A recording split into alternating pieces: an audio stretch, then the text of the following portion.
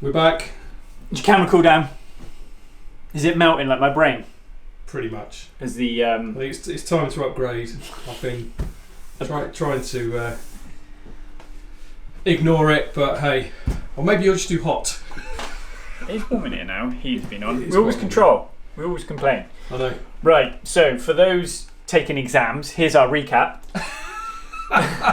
This is a boost aim table.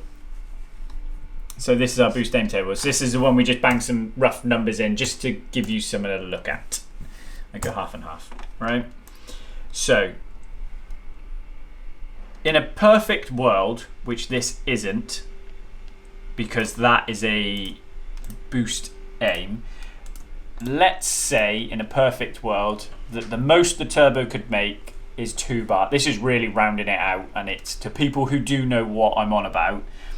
This is not going to sound exactly right, but most of the people listening to this aren't going to know. So we're just gonna try to keep the numbers round. Yep. But it's not, tuning isn't that simple. Right, so I'm aiming right there at 5,000 RPM at 100% throttle. I'm aiming for a bar of boost. Right? If my turbo was capable of making 2 bars of boost, then my wastegate duty would be 50%, right? Yep. In a perfect world, be 50%. Rounded up, yeah. Right. Now the reason I kind of explain, or I wanted to explain that, is because it used to be called base duty. In some ECUs it is called base duty. We call it feed forward. So if the ECU had to respond, how long would it take at 5,000 RPM at 100% throttle to figure the wastegate duty out itself? Right? So the closer we can get the base duty or the feed forward table to produce the correct duty cycle number for the wastegate control to create that much boost, yeah, the calculations the ECU has to do is less. Okay? Have I lost you? Are we asleep? No, we're there. Right. Yeah. Good, because it's losing me. I should have done a cheat sheet, right? So our feed forward table is, if we turned off closed loop control and left it open loop and went 100% throttle at 5,000 RPM, we should make, with our 50% number, we should make a bar of boost. Right. So this is where we then go to our feed forward main table, right? And our boost aim was 100, right? And at 5,000 RPM, we said it was going to be 50%. Yeah. Okay? Now, this is kind of then where you start to play.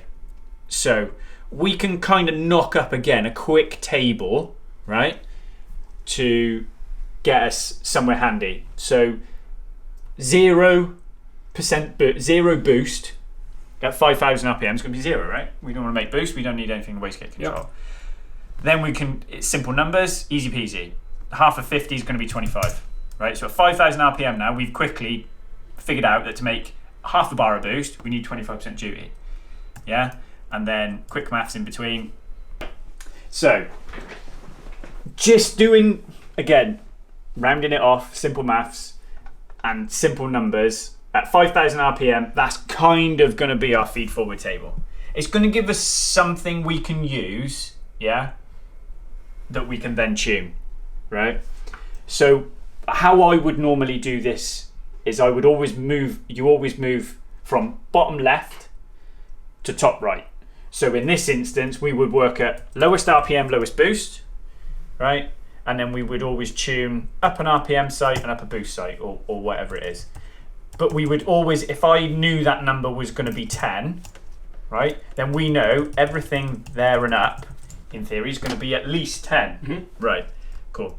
Making sense to everyone. So what we would do there is we would then make everything above it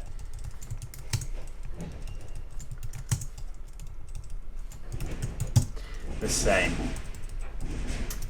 And then what we could do here is go all the way across 10, and then we could quite simply interpolate 10. So again, not having done much, we can quickly build ourselves a feed forward table. So we have taken some load off the ECU in working out those numbers, right? Then what we would end up doing is using our data that comes in these streams to figure out how far we are off. So what would happen here is we would load the site. So we got our engine speed here, we got our throttle position here. We would load the site to our boost aim, right? And then here, look, we've got our feed forward. So the number that's in our feed forward table. So say for example, that's 50. And then our boost control after the PID calculation, which is proportional, integral, and derivative, might end up at 52. So then what we can do then is go back into our table. Yeah, and we were at 5,000 RPM at bar boost, and we can tune the site. Simple as that. Simple as that, Amy. Right now, this is their when. This is then where you see. So for example, our turbo kits, we use 6266s, precisions, mirror image, same charge coolers, same wastegate springs, same solenoids, right? So the first car, when we did John's, we tuned these numbers, right? So then I can pretty much drop these numbers into every car we do since. Then double check my math or double check my work, and we do that on a dyno. But it's constantly being refined. Now, in open loop being it just looks at that number and it assumes you've done the right work to make that boost. That's open loop. It will not try and correct itself. So if that makes, instead of a bar of boost, 1.1 or 0.9, it doesn't care. It will not intervene. Where closed loop gets involved is it looks at it, calculates the error, and then corrects that at the boost control duty to see what the outcome is, to correct it, and it just goes round and round the circle. The problem you get is if we literally went 0, right? But we know that should be 50. Then when it goes to that site and it tries to make a bar of boost, our error is 50. Now it's got to correct the error out, but it can't just go error is 50 is 50. It doesn't work like that. So it might go, right, well here's 40, I'm still 10 out. Here's 8, well I'm still 2. Do you see what I mean? And you're bringing the error down. You're not making it in one step. That's a whole nother subject, tuning PID. But that is essentially PID tuning. So what we try to do is take as much of the work out of the PID control by doing this. Same as fuel table. You could, fuel mixture aim, not joking, it is that clever, right? You can set fuel mixture aim to those numbers, right? You can go to initial setup, sorry, let me find it, engine systems, closed loop fuel, right? If I find the right table, fuel control loop trim minimum. So this is the minimum and maximum fuel it can add on a trim, right? You can do that. So you can add and subtract minus 50% on a trim. You've got your closed loop control. You can go to fuel, and you could essentially do that. Now it won't run very nice. It won't run nice at all. But the ECU is smart enough to trim it out. Yeah. But the problem is it's not going to run very nice, it's not going to feel very nice, it's not going to respond, it's going to flash up errors. But the ECU is smart enough to do that. So then what we do is we go in behind and we then tune the tables in according to what the loop control is. And we see it. We get some cars in on MoTeC or Syvecs, and honest to God, the tuning is shocking.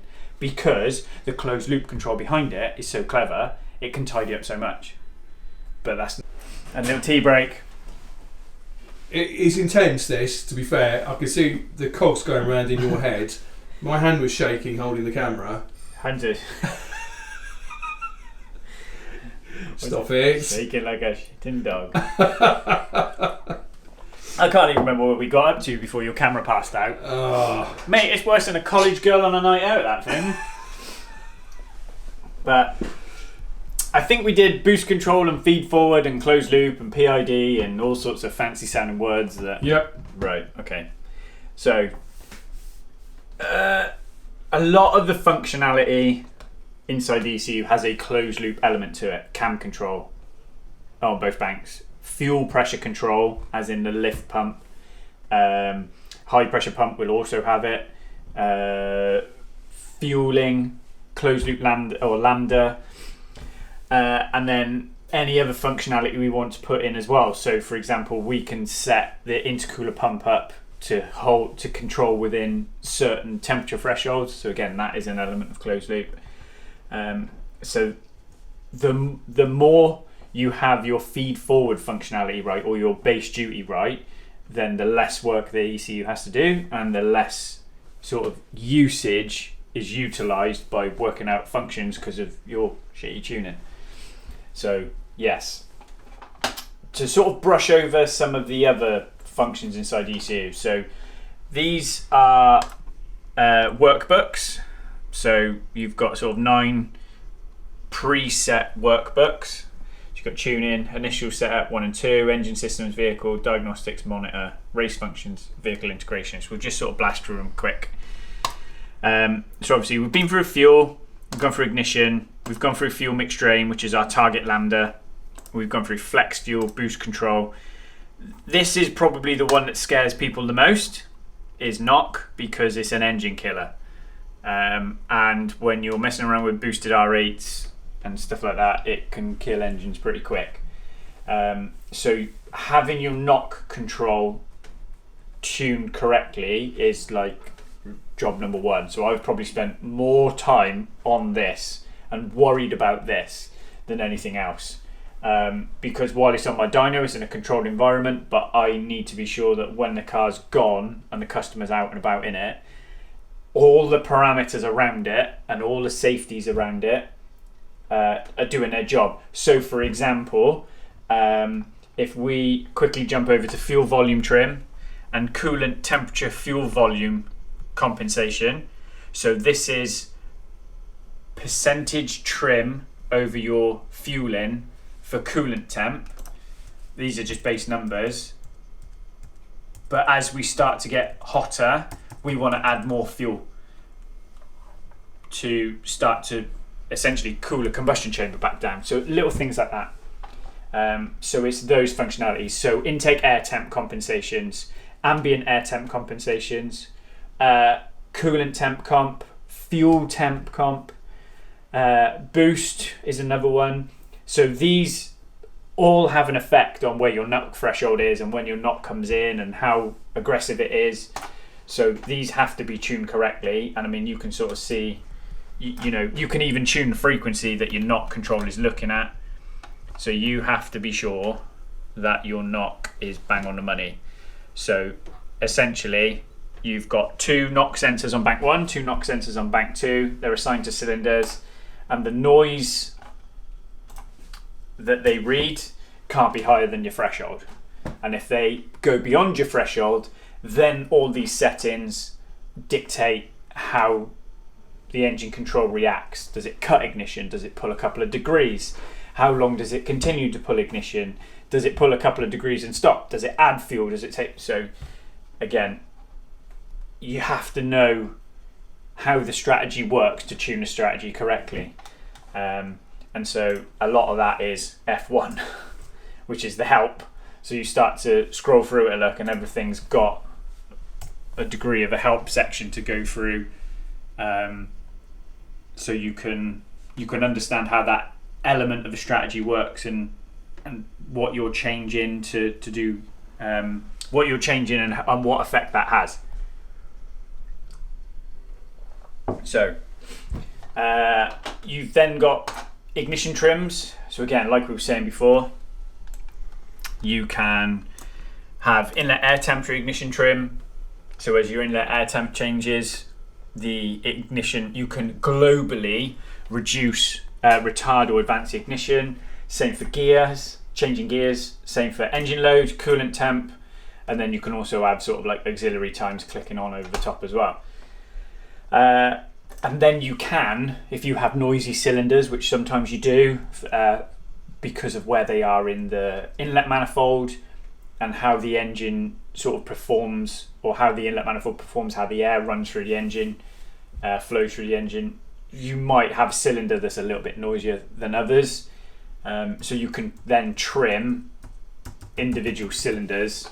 And if we sort of click on that value, go to A, enable the axes, and if I just go 500,000, 5,000, if I just go 0, 25, 50, 75, 100, make a quick table.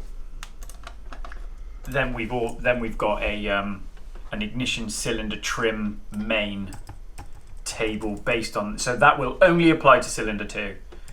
So if we've got a noisy cylinder in certain areas, as in noisy from a point of view of knock, and we know it's not mechanical, it's just it needs a degree pulling out here or there, then we can do that. We used to do a lot of this, obviously just cylinders 1 to 4, but we used to use this a lot in superbikes. So you're obviously tuning the engine for peak performance, but under certain conditions when you might be at 8,000, 9,000 RPM driving the throttle on, but you're right on the edge of the tyre. So you don't want peak torque. You want the feel of the throttle and the feel of the tyre, but you don't want everything the engine can give you. So in that instance, you know, we might come in and pull out sort of 10 degrees or whatever the numbers might be, and sort of start to pull a little bit of ignition out under certain conditions. We would normally do that across 2 cylinders on, say, a superbike, so that and if people watch racing, when the bike's going in on the apex on a closed throttle and then they start to pick up, they sound really messy. They don't sound clean and crisp, they sound dirty, especially in British superbikes where they don't have traction control. What we used to do is we used to pull torque out by using sort of individual cylinder trims, and we used to do it across cylinders. Now you've got all sorts of torque control functionality inside the package and that sort of thing. So that's ignition trims. Similar kind of thing on fuel volume trims. Again, you might have a weak or a rich cylinder that you can go in. The main sort of stuff we tune inside here is engine crank-in volume trim and engine post-start volume trim, and then essentially what we would call our cold start. So based off the coolant temp, what our fuel trim is doing there. The green Q is quite a clever function.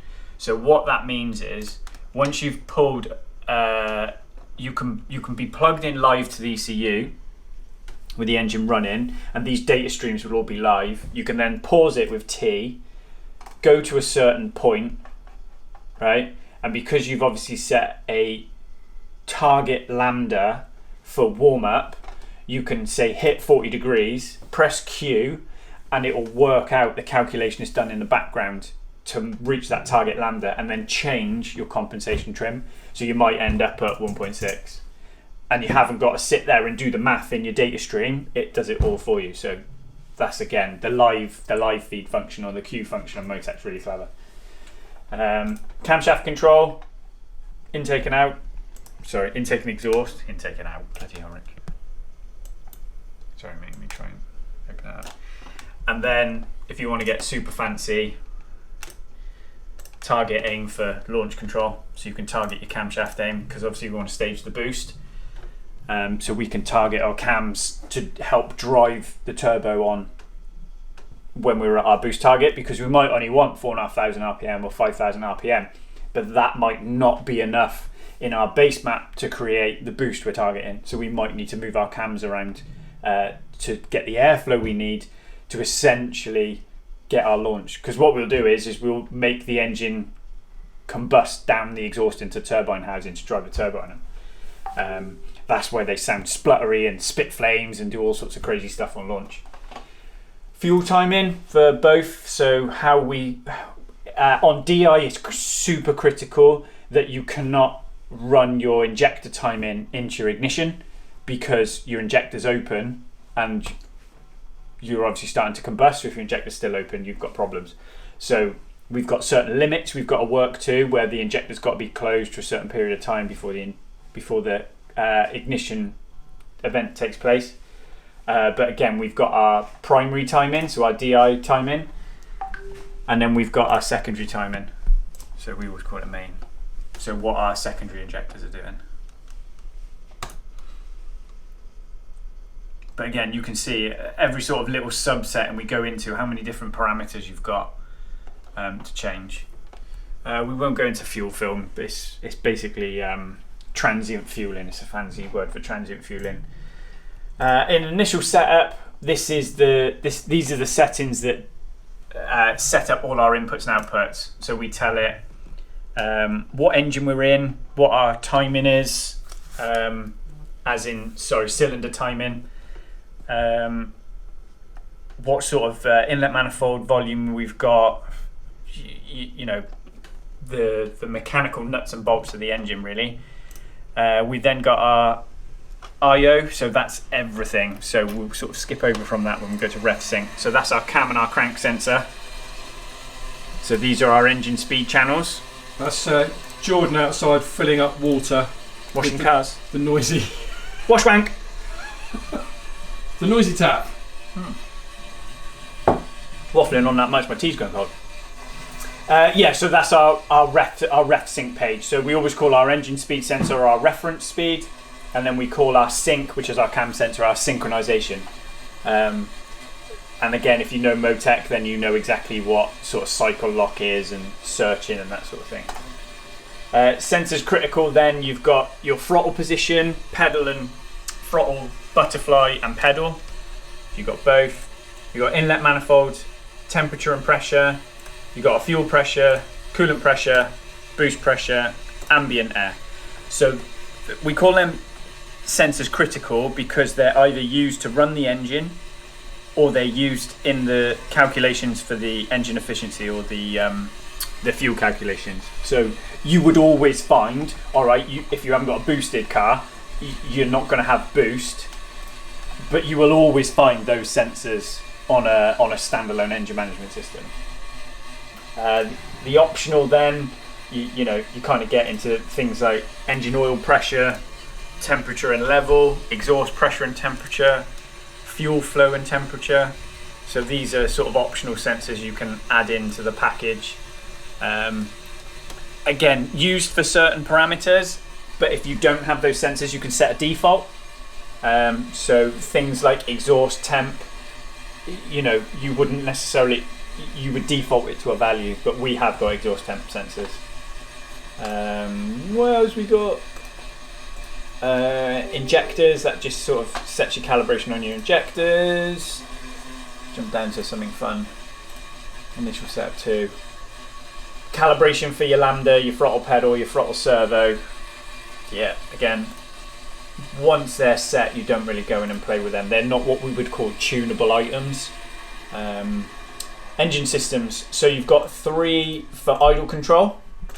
So we do idle aim, and we would set idle aim with our throttle butterfly, and then we do idle ignition. So we need a certain amount of airflow through the engine for it to run, for it to idle, and especially on really cammed engines, you need quite a lot of throttle to keep the engine running, but you might end up at like 2000 RPM.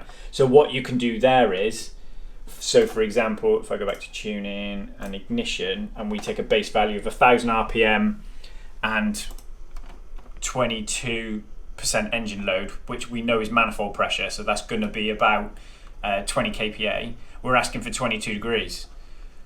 So we might find when we're trying to do idle control that the idle speed is still too high, so idle ignition will then come in and we'll take over the idle control and we'll drop that down to like 10 degrees to get the idle we want without closing the throttle, because we need the throttle open to get the airflow. Closed loop fuel control, again, we were talking earlier about top and bottom trims, and then the parameters around our PID numbers and around our control on closed loop control. Engine overrun, this is a fun one. So people have probably seen, if they've looked at a lot of twin turbo stuff, on overrun they spit flames and they bang and pop. So you can do that by setting your engine overrun to ignition timing control. Pops and bangs. Yeah, pops and bangs. and you can make the engine fall into almost an anti-lag state. Oh, who left their phone on? So when we hand cars back over to our client, we have them on fuel cut, engine overrun fuel cut, so that when you close the throttle, it stops injecting fuel. Because if I give clients back without that, they wouldn't get to the bottom of the bloody road wrap, run out of fuel. So it's quite fuel thirsty. But if you were to watch lots of twin turbo videos of engines on overrun, they're popping and banging and spitting flames out, then what they've essentially done is they've changed their overrun functionality to ignition timing control, and you can make the engine fall into almost an anti-lag state then. So I don't know whether anyone's seen that Alex Choi's sort of, he's got 6 exhausts on his new twin turbo Lambo, and it looks like a flamethrower, and it's all in this functionality. So we can do it, but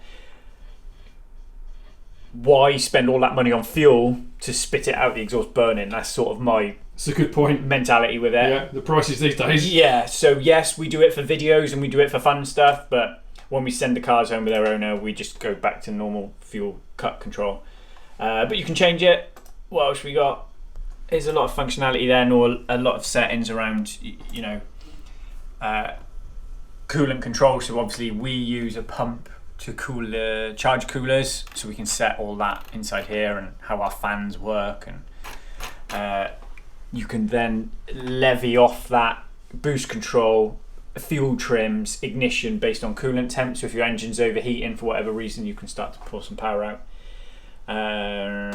Intake air temp, same kind of deal. Turbo speed, so we use turbo speed sensors in a lot of our builds, so we can monitor what speed the compressor wheel is running at.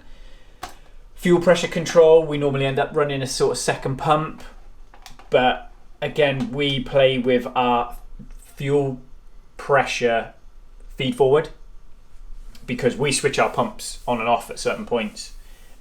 So all of a sudden your pump's running along at say 50% and you switch a second pump on, the fuel pressure control goes, where did all that pressure come from? And then like dumps out the duty control. So we sort of take over there on an open loop basis and tune in our fuel pressure control. Vehicle wheel speed settings, so we can pull them off a CAN bus. Again, vehicle speed calculated off CAN bus, but we use GPS as well.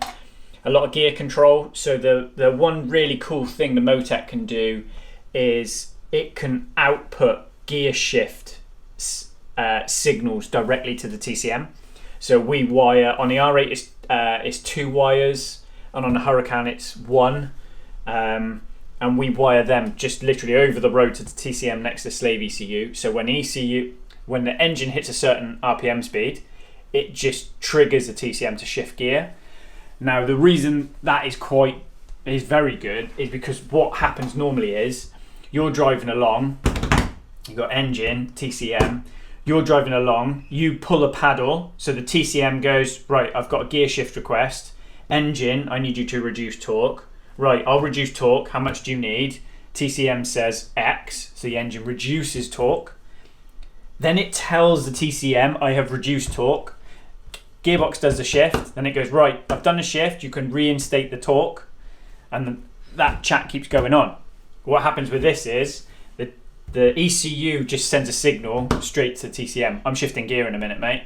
Or I want a gear. So TCM goes, right, no worries, and all that CAN bus messaging is ignored. So the second you've pulled the the second the ECU's decided you're changing gear, it pulls torque. A gearbox reacts, so it just speeds it up. Yeah. We're talking milliseconds with CAN bus, but it just takes out, when you're hunting drag times, I mean, what are they down to now in America? They're in the 7s. They're in the 7s, yeah. So when you're hunting time, everything you can do to do that is it just saves you time, because this whole MoTeC's whole sort of mentality now is around torque.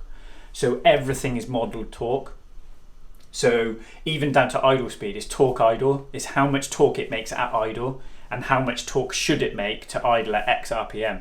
So the same with the gears, especially with DCTs. There's so much cross messaging going back and forth. It's unreal. So yeah, that's a cool little function that the MoTeC package does. Then we've obviously got driver switches. So a lot of our switch functionality we can do. So I tell you what, we'll set it up quick here, look. So exhaust sound switch on a plus, right? We can set to, I tell you what, we'll do it the other way. We'll do it here. Go to all calibrate, and we'll go to driver. And we go to exhaust sound switch. And we scroll all the way to bottom. Here we go, look. So we've got Huracan driver mode 2, Huracan M buttons. But if you look here, look, we've got the R8 steering wheel buttons. So we can go R8 exhaust sound switch, R8 exhaust sound. So now I save that. When we press the exhaust sound button, it does the functionality of the exhaust switch path, like stock car. And then the other thing we do is we do on the black one we took to officially gassed, the performance button does boost staging, so it does boost mode. So I noticed you doing that when we were in the car. Yeah, I didn't realise that. Turning boost up and down. Very cool.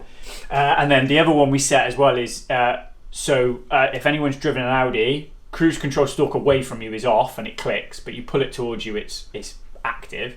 But if you pull and hold it, that's our anti-lag. So you can drive along, 2 hands of steering wheel, pull the anti-lag, and just drop it and let it go, rather than have to mess around with the button anyway.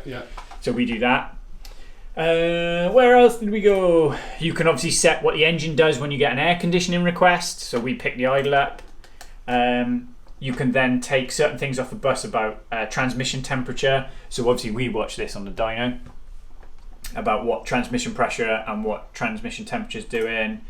What else we got? Steering control, especially if you've got dynamic steering, and then obviously your cruise control setup, so you can set all your cruise up.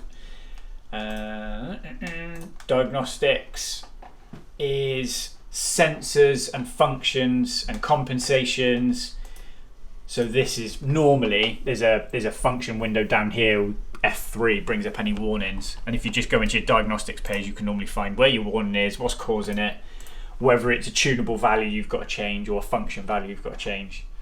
But that's pretty in depth.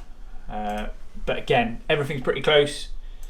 And then your monitor page. So we'd normally be sat on this, on the dyno, looking at these. So knock level page, for example, if I was doing a pull, so I've got throttle position, inlet manifold pressure, knock, engine speed. The only thing I'd add on top would be lambda, and then I can watch both banks. So I've got bank 1 here, cylinders 1 to 5, bank 2 here, cylinders 6 to 10. So I can watch what's going on. And then sensors gauges. So again, if you're sat in a dyno, you can just be sat there watching, second fuel pump state, what gear I'm in, what exhaust lambda, where my cam positions are, what my knock's doing, whether it's pulling time in or adding time in, what my fuel pressure is, inlet air temp, exhaust temps. We'd keep an eye on that as you approach minimum base torque and stuff like that. Wow. Comprehensive. Yeah. And then to say the least. Then the fun page. So anti-lag. We normally don't use this as a conventional rally style anti-lag, which is build boost whilst off throttle. We incorporate this with engine speed limiter to do rolling anti-lag. So rolling boost. Launch control is pretty self-explanatory. It's just everything you can go into. I mean, again, it's pretty detailed what you can go into tune. It's not just a case of holding an engine at an RPM limit and letting it go, because obviously we stage out of launch. If I was making half a bar of boost and holding it at 5,000 RPM, but the engine could make a bar of boost at 5,000 RPM, I can't just get to the end of my launch run and go from half to a bar of boost. I just spin the wheels. So then you stage out of launch, and it's how we do that. Gear shift control, which we spoke about earlier. Nitrous control, we don't use it, but it's good for driving on big turbos, which is why a lot of people would use nitrous. Traction control, something we didn't need, or something we needed more of at officially gas. We certainly did, yeah. I tried it with our traction on, with the traction off. It didn't make any difference. We had so little grip. All traction control would do is just pull out power and power and power and power until it stops spinning, and then you're not in a race at all. Intercooler control, which is where our intercooler. So this may be a little disjointed. It may not. We're probably going to get 2 videos out of this. 2? Wow. Maybe even 3, because it's quite in-depth, quite detailed, good stuff. Yeah, and it's kind of me waffling on a lot, really, looking at a computer screen. But I mean, it just goes to show how bloody complicated this can be. So I think we got pretty much everything, didn't we? I think so. You did a kind of recap with all the functionality and everything else. Yeah, I mean, it's pretty in depth. You can do loads: torque, slip, clutch, slip control, torque modeling, fuel purge. You know, and then you can obviously go into the individual settings for each car, whether it's a Huracan or an R8. It'll even do OBD delete, so you can send error message and delete. But I mean, if you were to look, that's the all calibrate function, and then you can just go into every sort of menu, sub-menus, and off you go. And just keep finding stuff to switch on. So yeah, bearing in mind, that's just the master. There's still a slave ECU to do yet. So yeah, not quite as much in there, but so you can see really why when people sort of talk to tuners or calibrators and say, oh, I've got a standalone ECU, how much is it to map it? We go, how long's a piece of string, mate? Because this is bloody good as a base map, and it still takes a long time to get it set up right. So when you've got a blank ECU with nothing in it, you know, that's when it really does take some time to get everything set up and calibrated right, and sensor calibrations and injector calibrations and all sorts. So yeah, I think it took me to do the calibration on the black hill climb car. So that's running M150 ECU, 2 PDMs. That's an Evo. Yeah, that's doing 900 horsepower. That'll make 2.5 bar of boost at 2000 RPM. I think that took me 3 weeks to get the ECU and the PDMs calibrated right and set up, and then he brought it down here and we tuned it. So yeah, that just won its class again this year. So that took lap records at 6 of the 7 tracks it went to. Wow. So that thing's mental. That's the only car I've ever been in scares living daylights out of me. And that's the hill climb supercharged. Twin charged. Twin charged. Yeah. So no, that is hopefully a little insight into what we go through when we start calibrating these things. Well, you spend so many hours crying in the dyno. So yeah, pretty much. But you know exactly that. Like buy a dyno. Oh, the phone. My phone never rang. What phone? Yeah, what phone? That's why, like, before we would have to hire a dyno and take the car there, you know, years back when we first done James's, and then you're sat there paying to change all this. So at least now with my dyno, I can sit in there, and whether it takes me 10 minutes or 10 days, it's not affecting the customer's bill, so to speak. Like before, you always had to cross-charge what you were charged. So yeah, it's interesting. You can go on MoTeC online. You can download M1 Tune for free. You can download example packages and go through it. So if you want to get into it, start looking at HPA videos, HP Academy videos, and go and get start with M130, which is the smallest ECU they do, and get the GPA package, which is a general all-purpose. GPR is the race, so it has anti-lag traction. Download it and have a look and start to figure it out, and read the help, F1. Doesn't matter what you click on, press F1 and it's help. And that is it. And it will tell you everything. What it is, what it does, how it works. Doesn't matter what you click on, and it will walk you through it. So yeah. Cool. Everybody started somewhere. So I'd say that's pretty much us done for the year, video wise, unless we find something to do next week just before Christmas. No, I think that's it. I think whether we'll get this out this week and then part 2 out the week before Christmas. I don't know. We'll see how it works. But I can't believe how well it's done, to be fair. And it's got to the point where everyone we sort of starting to speak to will ring up and go, "Oh, I saw your YouTube videos." So I never wanted it to be a money thing. It's not about that. But if it's interesting and people are enjoying them, then it's worth our time. So I hope you've enjoyed them. Thank you for liking, subscribing. What are we up to now? Just under 8,000, I think, aren't we? Yeah. And a year ago, we just put a thank you post out saying thank you for 1,000, wasn't it? So it's it's kind of growing quick. I think 6,000 subs was like 6 weeks ago, 2 months ago. So no, it's growing quick. But if there's anything else you want to see, comments. It's always nice to hear your comments, even if they do take the piss out of Hey, both of us. that's all good. We like a bit of feedback. Bit of bants. Bit of bants. Cool. Archbishop of Banterbury, but hope everyone has a lovely Christmas and see you in the new year. See you on the other side, buddy. So, like and subscribe.